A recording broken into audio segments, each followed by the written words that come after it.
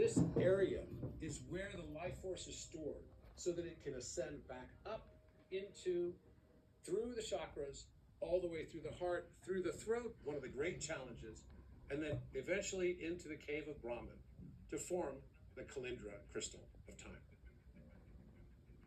As we look at each of these locations, we can even see that on the left and right sides, or the west and east sides of the Nile River, can even form representations of the masculine and feminine aspects of these chakra center points.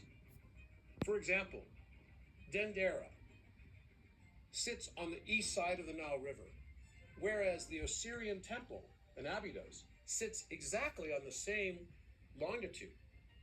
And yet, it is positioned across the Nile to represent the separation of the feminine from the masculine.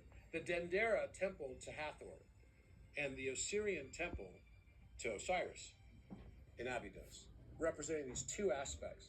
And we see this along the Nile. We also can go beyond this to Hermopolis, the ancient location of this followers of Hermes, and all the way through up to the Giza Plateau. As we go beyond the Giza Plateau, through the layers of the Great Pyramid, which represents, just as the Nile does, the chakra system.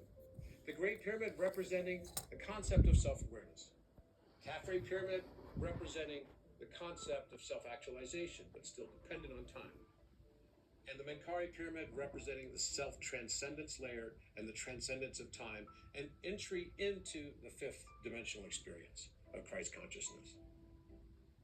As we start to look at and notice that the pyramid structures within the Great Pyramid are representative of Osiris and Orion himself, our hero.